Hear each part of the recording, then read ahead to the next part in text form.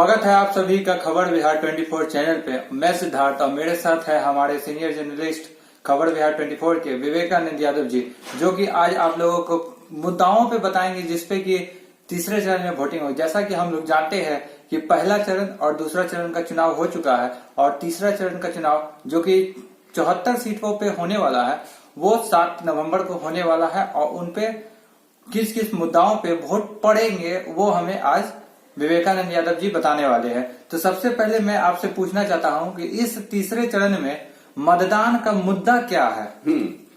ऐसा है, मेरे सहयोगी हैं आप और आप मेरे साथ जी घूमकर क्षेत्र में लोगों को नब्ज को भी आपने देखा है सिद्धार्थ जी। जी जी जो मुद्दा मूलभूत समस्याएं जो है क्षेत्र में जी जैसे समस्याएं अनेक है, लेकिन अब जो तीसरे चरण का चुनाव होना है वो क्षेत्र का कुछ बदलता हुआ मुद्दा है। जैसे मैं आपको बताऊं कि पूर्णिया प्रमंडल, कोसी और दरभंगा प्रमंडल जो इलाके हैं और उन इलाके की भी समस्या अनेक है। जैसे मैं बताऊं आपको कि कटिहार, पूर्णिया, अररिया, किशनगंज जी सहरसा, सुपौल, मधेपुरा, मधुबनी, दरभंगा, झंझारपुर सहित जो अन्य जिला हैं जी जहां मतदान होना है, यानी 74 सीट पर मतदान होना है। लेकिन मैं आपको यह बता दूं कि इस 74 सीट पर मतदान होना है, लेकिन लोगों में नाराजगी कूट कूट कर सत्ता पक्ष के प्रति भरी हुई है। जी लोग बेरोजगारी के मुद्दा को लेकर मांग कर रहे हैं कि बेरोजगारी 15 साल में नीतीश कुमार के शासन काल में क्यों नहीं खत्म हुआ। मोदी जी 15 लाख रुपया देना चाहते थे और उन्होंने भाषण में कहा था, वादा किया था, 15 लाख आज तक खाते में नहीं आया। मोदी जी ने कहा था कि साल में 2 करोड़ युवा को रोजगार दी जाएगी, नौकरी दी जाएगी, वह भी नहीं हुआ। नीतीश कुमार जी ने 15 साल में अफसरशाही बढ़ाया, भ्रष्टाचार बढ़ाया। बालिका गृह कांड मुजफ्फरपुर में हुआ जिसमें मंत्री के पति मंजू वर्मा जो चिड़िया बरियारपुर से चुनाव लड़ रही है, उनके पति भी शामिल थे। वो भी पूछताछ में, उनसे भी पूछताछ हुई। महापापी ब्रजेश ठाकुर ने बालिका गृह कांड मामले में दोषी पाए गए। जी कई लड़कियों का यौन शोषण किया गया, सुई देकर उससे बलात्कार किया जाता था और कई लड़कियों को मारा भी गया जैसा पता चला। और इस मामले में जंतर मंतर पर विपक्षियों ने धरना दिया था, जांच हुई और सत्यापित हुआ यह मामला। दूसरा, नीतीश कुमार के शासन काल में चमकी बुखार का मामला मुजफ्फरपुर में हुआ जिसमें सैकड़ों बच्चे मरते रहे जी और इलाज के अभाव में लोगों को दुख सामने आया।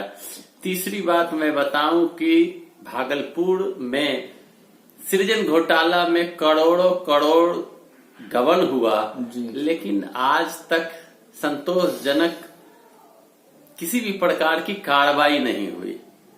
विधि व्यवस्था के मामले में भी प्रश्न लोग पूछ रहे हैं कि बिगड़ती हुई विधि व्यवस्था में सुधार भी नहीं हुआ। इन सारे मुद्दों को जी लोग अब खुलेआम पूछने लगे हैं और नीतीश कुमार के सभा में आपने देखा पिछले दिन प्याज फेंका गया और नीतीश कुमार के सभा में विरोध होता दिख रहा है। लोगों में गजब का नीतीश के प्रति नाराजगी है जी और नाराजगी को उन्हें झेलना पड़ेगा और उस आधार पर ही कोसी के क्षेत्र में भी मतदान पड़ना तय है। हमने अपनी टीम के साथ कटिहार, पूर्णिया, अररिया, किशनगंज, सहरसा, मधेपुरा सारे जगह में भ्रमण किया। जी भ्रमण करने के दौरान मुझे यह स्पष्ट पता चला कि मुद्दा लोगों का सबसे जबरदस्त है बेरोजगारी, नौकरी का मुद्दा, अफसरशाही, भ्रष्टाचार, गली गली में चौक चौराहे पर शराब का मिलना और हत्या अत्यधिक होना, व्यापारी लूटा जाना, साथ ही साथ कोसी के क्षेत्र की बहुत बड़ी त्रासदी है जल जमाव और बाढ़ की विभीषिका। बाढ़ के पानी के कारण कोसी के लोग त्रस्त हो जाते हैं, घर द्वार छोड़कर ऊंचे स्थान में भागना पड़ता है। पिछले दिन बाढ़ आने के बाद लोगों को ऊंचे स्थान पर रहने पर मजबूर होना पड़ा, लेकिन सरकार की तरफ से किसी भी तरह का ध्यान नहीं दिया गया।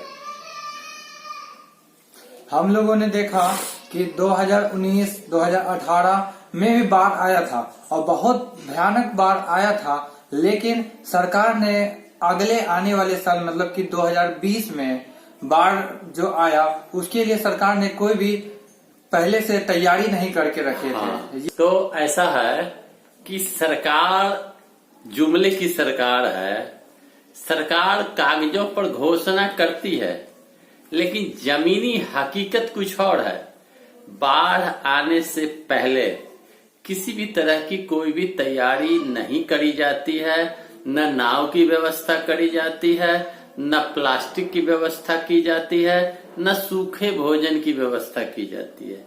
मैंने स्वयं भी देखा नीतीश के शासनकाल के पहले, बाढ़ आने से पहले ही तत्कालीन सरकार के राज में देखा गया नावें आ जाया करती थी, प्लास्टिक आ जाया करता था, सूखे भोजन की व्यवस्था कर दी जाती थी, लेकिन नीतीश कुमार के शासनकाल में ऐसा नहीं देखा गया और यह भी बहुत बड़ा नाराजगी का कारण है।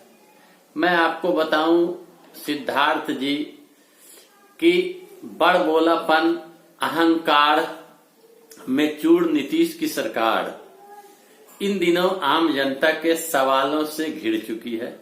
आम जनता वार पलटवार कर रही है, जवाब मांग रही है। साथ ही साथ दर्जनों विधायक और मंत्री को अपने क्षेत्र में जनता की नाराजगी झेलनी पड़ रही है जी। और अब इस मुद्दे को देखकर सरकार अब प्रयासरत है कि कैसे इस मुद्दे को लोगों के बीच से हटाया जाए। और हम लोगों ने ये भी देखा कि सत्ता पक्ष और सत्ता पक्ष के लोग अभी सिर्फ जंगल राज का बहुत ज्यादा ही यूज कर रहे हैं। लोगों के बीच में जा रहे हैं तो वो हमेशा जंगल राज याद दिलाने का प्रयास कर रहे हैं। वो अपना क्या उन्होंने 15 साल में किया उसके बारे में वो बहुत बताना नहीं चाह रहे, उसके बारे में बात नहीं करना चाह रहे। ऐसा है सिद्धार्थ जी कि मुद्दा विहीन सरकार, मुद्दा के अभाव में नरेंद्र भाई मोदी या नीतीश कुमार जी या जेपी नड्डा या जो भी स्टार प्रचारक हैं, उनके पास कोई ऐसा मुद्दा ही नहीं है और न वो विकास की बात करना चाहते हैं।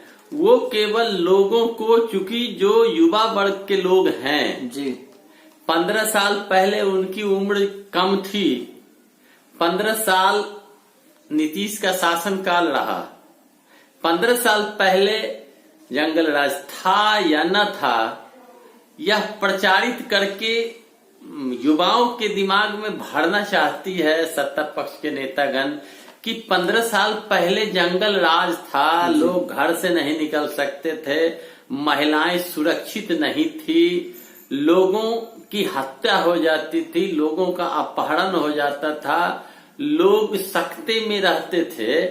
चूंकि जो वोटर हैं 50% युवा वर्ग के लोग, वो 15 साल पहले बच्चे थे, अब वो वोटर बन गए, तो उन्हें किस तरह तोड़ा जाए, उन्हें किस तरह समझाया जाए कि 15 साल पहले जंगल राज था।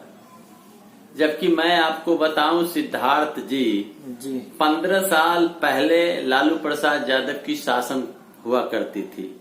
लालू प्रसाद यादव के शासन काल में एक बात तो स्पष्ट रूप से मैं बता सकता हूं, चूंकि मैं भी कॉलेज में पढ़ा करता था और मुझे भी देखने के लिए मिला जी कि जो सामंती लोग थे, जो बुर्जुआ लोग थे, जो पैसे वाले लोग थे, जो मनुवादी लोग थे, उनके सामने पिछड़े, दलित, अल्पसंख्यक की हिम्मत नहीं होती थी कि वो खड़े हो जाएं या कुछ बोल दे। जी जो वोटिंग करने वाले थे वो उनसे सटे रहते थे, लेकिन जो मास जनता जो थी उसे दूर हटकर रहना पड़ता था। मंदिरों में नहीं जाने दिया जाता था, गांव के बड़े लोगों के सामने बैठने नहीं दिया जाता था, वो जमीन में बैठते थे।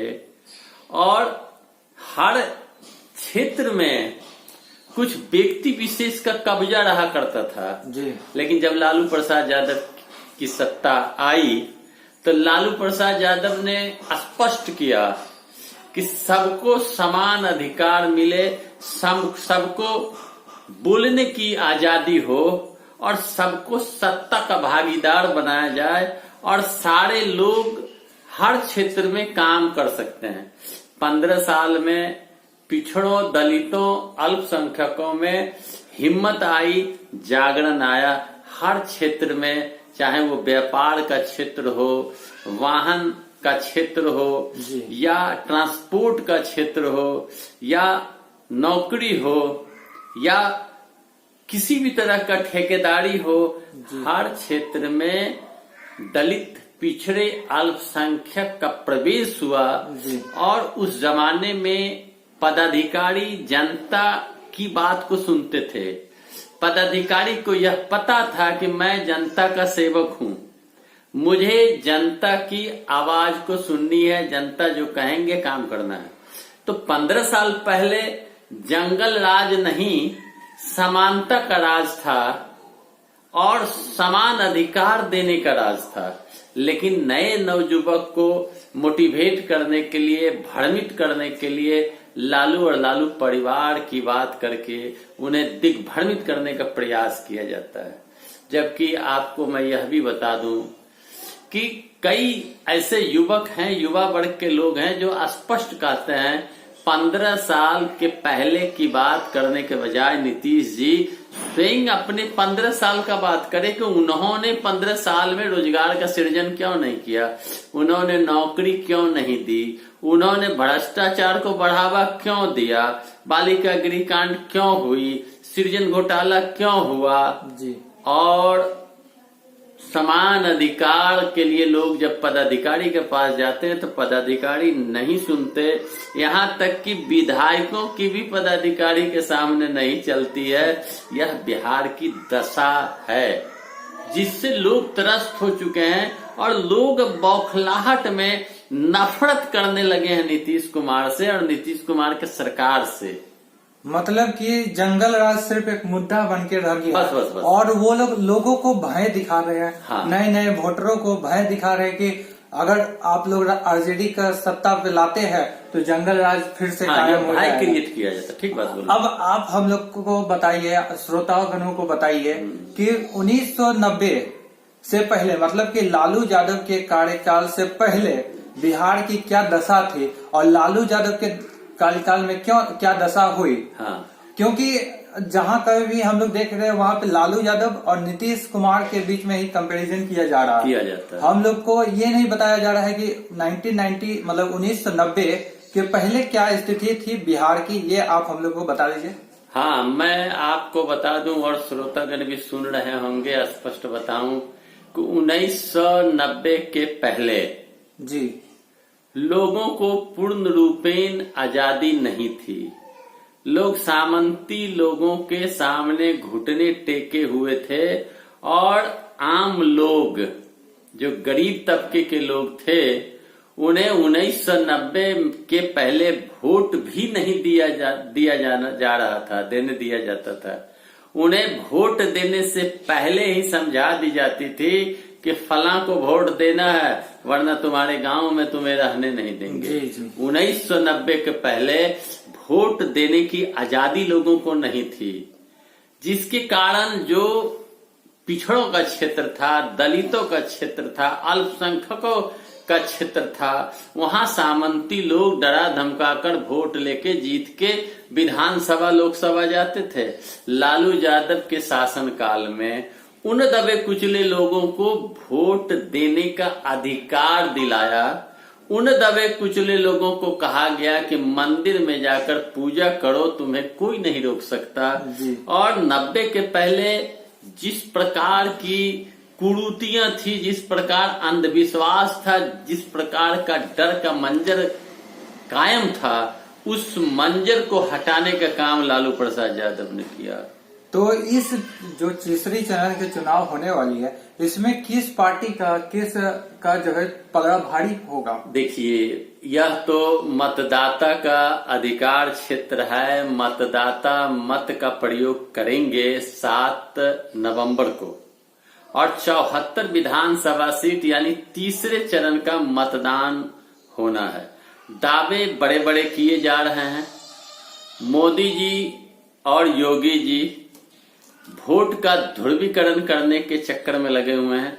आज भी वो भारत माता की जय और जय श्री राम बोलते दिख रहे हैं, जबकि भारत के लोगों को भारत माता की जय बोलने में कोई परहेज नहीं, जय श्री राम बोलने में कोई परहेज नहीं है। लेकिन झूठ मूठ का ये मुद्दा बनाकर वोटर को ध्रुवीकरण करने का प्रयास तीसरे चरण में किया जा रहा है कि जो वोटर हैं वो गोलमंद हो जाएं, धर्म के नाम पर, मंदिर के नाम पर। भारत में रहने वाले हर व्यक्ति भारत माता की जय कहते ही हैं और कहेंगे जी। आप मुझे बतावें, महागठबंधन में कोई भी ऐसे नेता हैं जो भारत माता की जय नहीं बोलते, जय श्री राम नहीं करते? राम का नाम तो मरने के बाद भी लिया जाता है, साथ में भी लिया जाता है। यह एक मुद्दा बनाकर ध्रुवीकरण किया जा रहा है। हिंदू मुसलमान की बात भी होना शुरू हो चुका है इस 78 विधानसभा सीट में। चूंकि मुद्दा विहीन सत्ता पक्ष के लोग अब सत्ता पाने के लिए किसी भी तरह का तिकड़म लगाने के लिए तैयार हैं, और महागठबंधन के तेजस्वी यादव जहां जाते हैं, आज मैं तेजस्वी यादव की सभा बनमनकी में हुई थी और नरपतगंज में हुई थी। मैं स्वयं वहां गया था, बनमनकी और नरपतगंज। अपार भीड़ देख के ऐसा मानो लगने लगा कि तेजस्वी हर नौजवान और हर व्यक्ति के दिल की धड़कन बन चुके हैं। वो मंजर देखकर मैं स्पष्ट आपको बता सकता हूं संकेत के रूप में कि तीसरे चरण में भी एनडीए की सुफड़ा साफ होनी तय है, और महागठबंधन बढ़त तो बनाएगी ही बनाएगी। चूंकि जनता का हुजूम तेजस्वी के साथ है और जनता के अंदर नीतीश के प्रति बहुत ज्यादा नाराजगी है। चूंकि समस्या अनेक, वादे अनेक, काम जमीन पर नहीं हुआ, और भाजपाई लोग वोट के ध्रुवीकरण करने में लगे हुए हैं। भाजपा और मोदी भक्त हिंदू मुसलमान की बात करने में लगे हुए हैं, और जनता तय कर चुकी है कि मैं अब बदलाव चाहता हूं और मैं बदलना चाहता हूं सरकार को, और मैं किसी भी सूरत में नीतीश कुमार या एनडीए को मत नहीं दूंगा। लेकिन 2 दिन का वक्त है, 7 को मतदान होना है, और भाजपाई और जो एनडीए के लोग हैं वोट को ध्रुवीकरण करने के फिराक में हैं। लेकिन इस बार की जनता बहुत ही ज्यादा मजबूती से मुकाबला कर रही है, विरोध कर रही है, जिसके बाद अब स्पष्ट है कि किसी का कुछ नहीं चलना। तीसरे चरण में भी महागठबंधन कमजोर नहीं पड़ रही है। महागठबंधन एनडीए को बराबर टक्कर दे रही है, और एनडीए का क्या होगा, महागठबंधन कितने सीट पर रहेगी तीसरे चरण में, यह तो 10 नवंबर को ही स्पष्ट हो पाएगा। दोस्तों, आज के इस वीडियो में इतना ही। आप जुड़े रहे हमारे खबर बिहार 24 चैनल के साथ। इसके लिए आपको क्या करना होगा, तो सब्सक्राइब बटन जो वीडियो के नीचे है उसको प्रेस कर दे और बेल आइकन को प्रेस कर दे। आपको अगर यह वीडियो अच्छा लगा तो अपने दोस्तों और व्हाट्सएप, फेसबुक, इंस्टा सब जगह फैला दीजिए इस वीडियो को। और कमेंट में आप अपने मन की बातों को बताएं कि आपको क्या लगता है तीसरे चरण के चुनाव में क्या रुझान सामने आएगा, किसकी पलड़ा भारी होगी। आप हमें बता सकते हैं कमेंट बॉक्स में। धन्यवाद।